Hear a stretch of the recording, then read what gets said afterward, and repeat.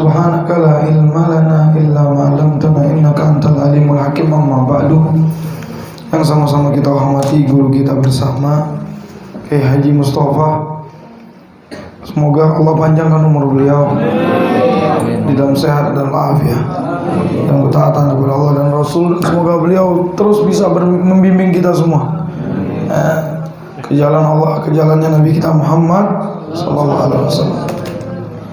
Bersyukur kepada Allah, masih Allah berikan kesempatan kita bisa berjumpa di majelis ilmu.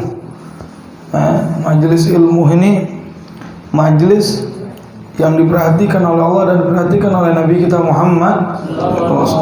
Sampai Nabi mengatakan dalam satu hadisnya, kala Nabi sallallahu alaihi wasallam, ghanimatu majlisul zikir al jannah. Paling sedikitnya yang kita bisa dapatkan dari majelis zikir itu surganya Allah Jalla Jalaluhu. Surganya Allah itu bagaimana, Pak? Wala ainun ra'at wala uzunun sami'at wala khataran ala qalbil bashar. Surganya Allah itu tidak pernah mata memandang yang indah, di surga lebih indah. Tidak pernah telinga kita mendengar suara yang merdu, di surga lebih merdu. Tidak pernah terlintas di dalam hati kita satu yang indah, di surga lebih dari semuanya. Nabi mengatakan asyibru fil jannah khairu minad dunya wa ma fiha. Sejengkal di surga itu lebih baik daripada dunia beserta isinya. Dan Nabi mengatakan fa idza marartum riyadul jannah farta'u. Gila wa ma huwa riyadul jannah ya Rasulullah? Qala hilakatul dzikr. Jika kalian melewati taman surga, maka datangi, kata Nabi. Sahabat menanyakan, ya Rasulullah, apa itu taman surga? Yaitu orang berkumpul mengingat Allah. Termasuk mengingat Allah adalah mempelajari ilmu agama Allah Jalla Jalaluhu bil ula. Saudaraku yang dirahmati oleh Allah, Sayyidina Abdullah bin Abbas pernah menanyakan kepada Rasulullah sallallahu alaihi wasallam, ya Rasulullah, ayu julasaunil khair. Wahai Rasulullah, siapa teman yang baik untuk kami duduk dengannya, bergaul dengannya, berteman dengannya? Lebih-lebih di akhir zaman ini kita jangan salah pilih teman. Kalau salah pilih teman, Allahumma muskilah. Teman itu menentukan kita di dunia dan di akhirat.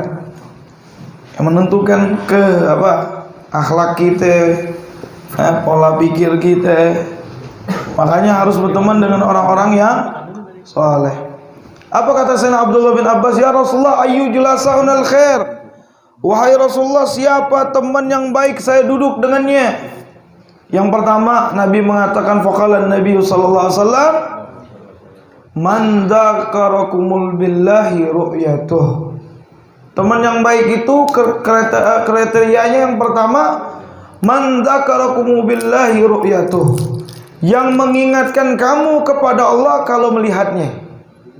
Jadi kalau kita lihat sahib itu, wah, anak kalau lihat sahib anak ini, taunya kalau ngeliat dia pasti diajakin ngaji, berarti dia orang baik. Kalau lihat sahib anak ini, pasti diingatkan untuk sholat, berarti teman baik.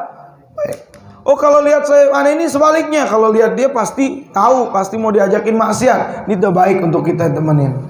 Kenapa? Karena teman yang baik selalu mengingatkan kita kepada Allah. Macam-macam tuh. Kalau kita ketemu yang seperti itu, udah pegang jadi teman.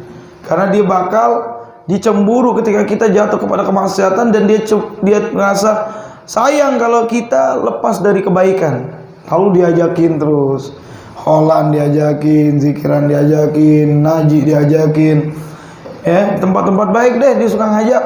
Itu berarti teman yang baik, kata Nabi Muhammad SAW. Bukan kata saya, kata Nabi Muhammad. Standarisasi teman yang baik, man dzakarakumu billahi ru'yatuh. Yang mengingatkan kamu kepada Allah kalau melihatnya. Wa zada fi ilmikum mantiqahu. Dan menambahkan kepada kalian ilmunya kalau dia berbicara. Jelas, apalagi kita berteman dengan para ulama, para ustadz kita, guru-guru kita. Kalau kita mendengarkan pembicaraannya, mendengarkan tausiahnya, dapat aja ilmu. Nah, itu baik untuk kita duduk. Karena dengan ilmu itu kita bisa tahu, sebenarnya kita sudah tahu ini jalan yang baik, ini jalan yang buruk, ini akibatnya begini, ini akibatnya begini. Sudah paham kita. Cuman kadang-kadang kita ini satu, Pak, suka lupa. Makanya dikatakan mayusammal insan illa binisyan, tidak dinamakan manusia kecuali suka lupa. Maka dikatakan oleh Allah dalam Al-Quran, fadzakir fa inna dzikra tanfa'ul mu'minin. Ingatkan, sesungguhnya mengingatkan itu adalah perkara yang bermanfaat bagi orang yang beriman. Orang yang beriman itu suka diingatkan. Orang yang beriman itu suka ditegur, suka dinasihati. Tapi biasanya kalau yang nggak mau itu mughaffal, kata orang Arab, hatinya tertutup. Yang ketutup ini ya mungkin karena dia jauh dari hal-hal yang baik ini, sehingga yang datang kepada dia bukan ilham dari Allah, ilham dari Allah atau dari para malaikat, tapi was-was dari syaitan. Was-was dengan kehidupan, takut begini, takut begitu ya. Banyak orang yang was-was sekarang, lebih takut dengan corona daripada takut dengan Allah dari azabnya. Ninggalin sholat nggak pernah takut dengan azab neraka. Baru corona udah takut kayak mau mati. Mati pasti pak, mau kena corona nggak kena corona mati kita. Ya kan? Kita itu yang pasti itu mati, cuma satu doang. Nggak ada yang lain. Ini kalau kita mau ngurangi cinta dunia kita ya ingat mati. Kenapa? Semua kenikmatan akan terputus. Kata Nabi, Uzkuru min haddimil lazzat.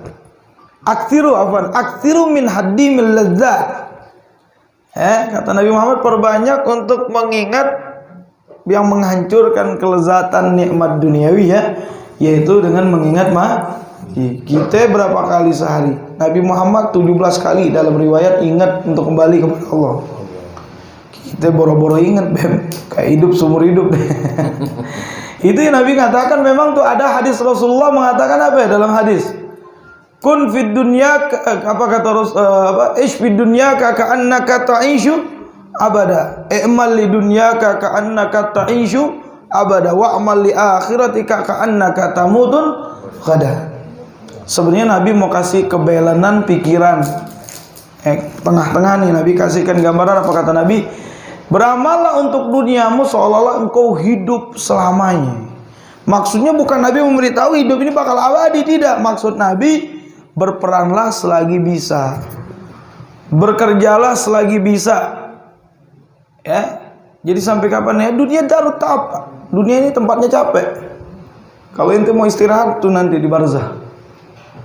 Kalau orang kepingin kerahatan, sebanyak apa duitnya tetap capek dia. Semakin banyak duit semakin capek. Nggak percaya ente? Orang-orang tajir itu bingung ngurusin perusahaannya, ngitung fulusnya, pening. Kita yang nggak ada fulus ini ngitung rupiah 1.000, 2.000, nggak sepening dia. Ya, semakin itu semakin besar lagi dia. Ya ujiannya. Maka kata Nabi, ingatkan hadis yang berikutnya, wa amal li akhiratika ka'annaka tamutu ghadan.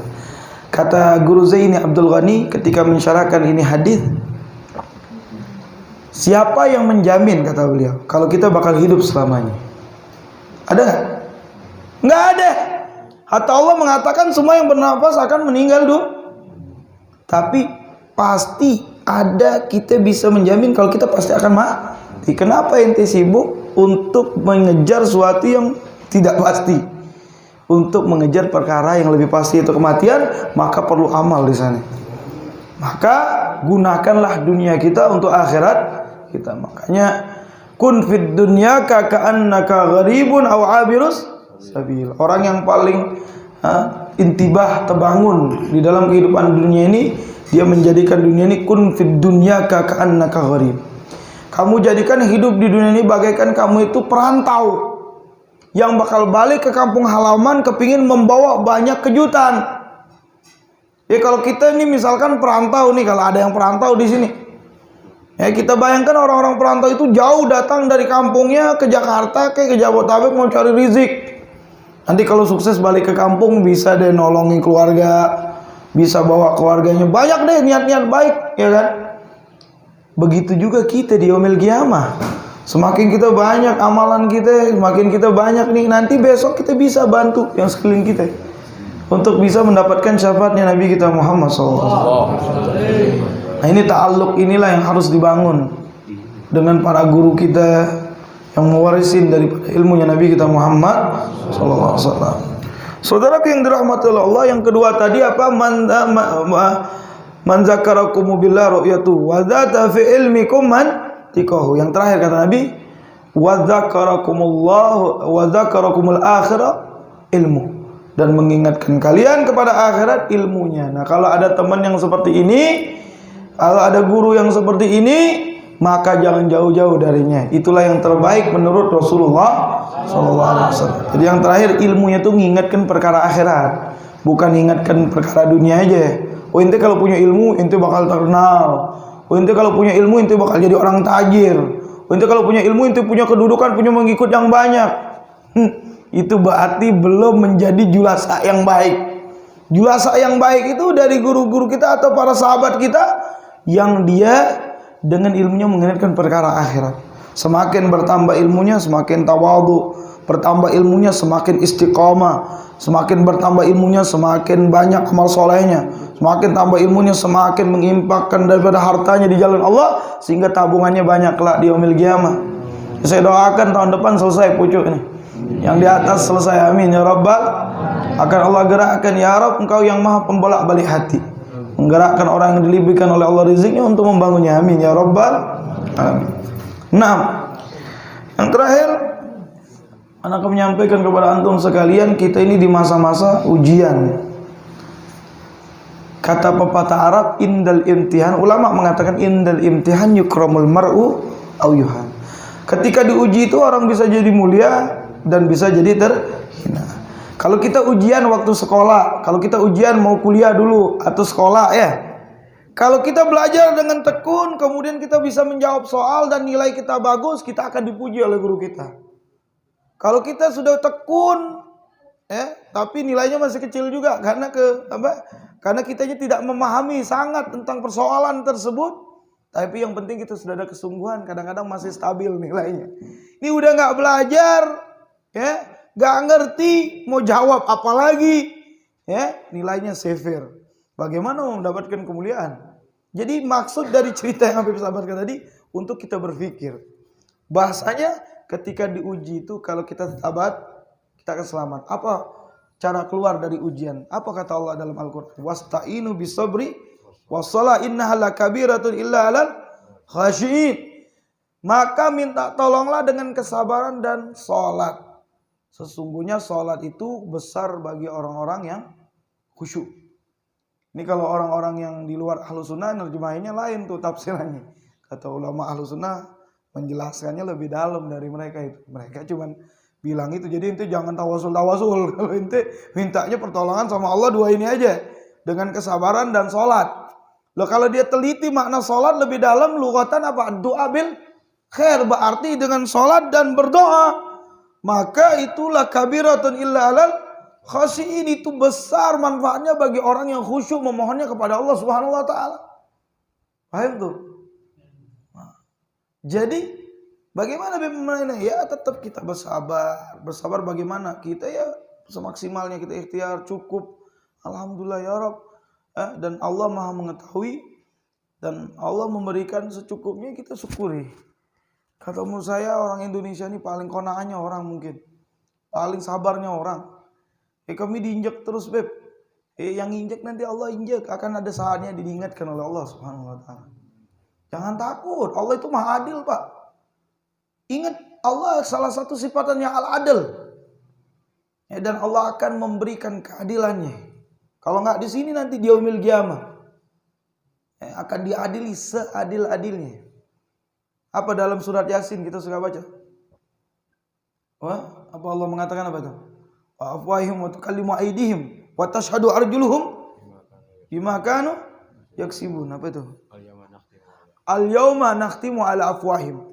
Di hari tersebut kami akan tutup mulut-mulut mereka. Artinya mereka nggak bisa bersilat lidah lagi. Gak bisa bohong-bohongan lagi sama Allah. Yauma apa tadi awalnya? Yauma nakhtimu ala afwahim wa tukallimuna aydihim. Tangannya akan ngomong sendiri. Oh, dulu ngambil punya si fulan, zalimi si fulan, mukul si fulan, nyakiti si fulan. Ngomong. Ya. Wa tashhadu arjuluhum, kakinya ngasih tahu. Dulu lihat ke tempat ini, bumi menyaksikan. Ini kalau kita renungkan ayat-ayat Allah, kita akan tahu, ya Allah, semuanya akan menjadi saksi kelak di yaumil qiyamah atas amal yang kita perbuat. Makanya kalau kita melihat orang, Allah memberikan ujian, menilai si fulan, karena si fulan nih kezalimannya, Allah kirimkan bala misalkan. Karena si fulan nih kezalimannya, Allah kirimkan bala. Kenapa tidak pernah kita mengatakan karena diri kita ini yang banyak dosa, banyak kesalahan, banyak kehilapan, sehingga Allah kirim bala. Sampai disebutkan dalam satu hadis ketika mana di kitab Busur Karim kita baca ketika menjelaskan tentang salat istisqa, minta hujan. Di situ disunahkan kalau mau salat istisqa itu dikeluarkan orang-orang tua untuk ikut. Sama anak-anak bayi juga dikeluarkan, sama hewan-hewan ternak dikeluarkan. Untuk memohon kepada Allah minta turun hujan, dan hujan alamat daripada rahmatnya Allah Jalla Jalla Fi'ullah. Artinya pertolongan Allah. Ada satu hadis Rasulullah SAW warid dalam hadis tersebut, laulal syababil khasi wa syekhur raqi wa sabil radi wa naimul rati la sabba alaikumul azab bisabbah, kata Nabi. Kalau bukan karena anak pemuda-pemuda yang khasik, yang suka majelis, suka zikir masih ada. Dan bukan karena orang tua yang masih suka ruku. Jadi itu tua itu penentunya dari 40 tahun. Katanya Imam Haddad dalam kitab Risalatul Mu'awana, fa iza tamma syai' nagsat. Kalau sempurna sesuatu itu akan berkurang. Kalau sudah 40 tahun itu akal manusia itu sempurna, dan mulai setelah itu berkurang sedikit-sedikit. Dan kalau orang itu selalu ingat sama Allah, akalnya berkurang tapi dia masih ajib, ibadahnya masih bagus. Berarti kalau setelah 40 tahun masih ajib ibadahnya, itu orang insyaallah bagus sampai akhir hayatnya. Semoga kita digolongkan dari husnul khatimah indal maut. Lanjut. Ngantuk nih ya. Jam berapa? 9:30 nih. Habib balikan cepetan. Sampai mana tadi? Kalau bukan karena pemuda yang khusyuk, orang tua yang ruku, anak kecil yang masih kepingin nyusu dengan ibunya, kemudian hewan-hewan ternak yang masih mau makan dengan makanannya, maka akan Allah tuangkan azab sabba, dengan bertubi-tubi. Itu tadi yang menyebabkannya itu. Anak muda yang masih mau ngaji, alhamdulillah masih ada nih kita. Kita bersyukur. Kalau masih orang tua masih banyak yang ruku, anak kecil yang menangis, kemudian hewan-hewan, mungkin mereka lebih ingat dari kita sama Allah daripada kita. Kadang-kadang dia ngelihat kita maksiat bagaimana tuh, makhluknya Allah, tahu semua, ya Allah. Kami ini kalau mereka nggak dihisab, waktu itu ujian terakhir yang diujikan kepada seorang ulama besar di negeri Hadramut, dan dia menjadi sufi dan walinya Allah pada zamannya, Al-Habib Abu Bakar Al-Adni Al-Masyhur. Al-Habib Abu Bakar Al-Adni Al-Idrus, Al-Habib Abu Bakar Al-Adni Al-Idrus. Abahnya bilang, ya waladi, ujian terakhir setelah engkau ngaji bertahun-tahun sama aku, satu, cari orang di luar ini yang lebih buruk, yang lebih bagus darimu, apa yang lebih buruk darimu? Ada nggak? Dia keluar, dia lihat semua, Ini kalau orang tua, dia ngeliat orang tua di masjid lagi sholat, orang tua umurnya sudah panjang, berarti amal ibadahnya lebih banyak dari saya, berarti dia lebih afdol dari saya. Dia cuma dicari siapa yang lebih afdol darimu. Ujiannya itu aja, cari orang yang lebih afdol darimu. Keluar. Ini orang tua, umurnya sudah tua, berarti umurnya sudah panjang, sudah banyak ibadahnya lebih dari saya.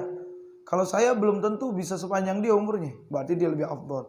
Lihat anak kecil, ini anak kecil saya lebih tua, oh berarti saya lebih afdol. Enggak, dia lebih afdol. Kenapa? Dia belum banyak buat dosa.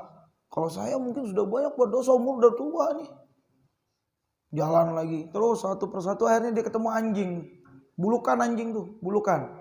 Tahu bulukan yang kulit, yang penyakit kulit, dibilang apa? Ini mungkin ana lebih afdol dari ini anjing. Kenapa? Karena anjing ini najis. Kemudian hewan yang najis, kemudian anjing ini apa? Ada itu lagi, penyakit kulit. Tapi dia pikir kalau anjing mati jadi tanah, nggak dihisab sama Allah, aneh mati. Dihisab oleh Allah Subhanahu wa taala. Kita tahu anjing Ashabul Kahfi, tahu ceritanya. Anjing Ashabul Kahfi masuk surga karena suka ngumpul sama orang Ashabul Kahfi orang soleh bukan? Beriman sama Allah. Itu anjing diceritakan di Al-Quran. Diabadikan oleh Allah di Al-Quran dan bakal masuk surga tuh anjing. Kenapa? Karena kumpul dengan orang apalagi kalau kita tiap hari kumpul sama ulama kita. Kumpul sama habaib kita. Insya Allah Allah tidak haramkan kita bersama mereka dan bersama pemuka daripada semua habaib, pemuka dari semua para ulama, yaitu Nabi kita Muhammad. Ya Allah, sebagaimana Engkau kumpulkan kami di majelis ilmu ini di taman surgamu, ya Allah, kumpulkan kami kelak di taman surgamu di Firdausil A'la bersama kekasih kami Nabi Muhammad. Tambahkan kecintaan kami kepadanya dan tidak kami keluar dari tempat ini kecuali Engkau angkat dosa kami, ya Allah. Engkau angkat kesalahan kami, ya Allah. Engkau bimbing kami ke jalan yang Engkau ridhai. Dan Kau jadikan kami pecinta Nabi kami Muhammad. Tidak ada lagi yang bisa menolong kami, ya Rabb, dengan berkatnya, yaitu kekasihmu Nabi Muhammad. Syafaat di mana tidak ada syafaat kecuali syafaatnya. Masukkan kami dalam golongannya, ya Arhamar Rahimin, wa ya Akramal Akramin, wa ya Ajwada Ajwadin, wa ya Rahimal Masakin. Anjiz lana min rahmatika nas'alu biha fid dunya wal akhirah. Rabbana atina fid dunya hasanah wa fil akhirati hasanah wa qina adzabannar. Sallallahu ala sayyidina Muhammadin wa sallallahu alhamdulillahi rabbil alamin. Wa la minkum. Assalamualaikum warahmatullahi wabarakatuh.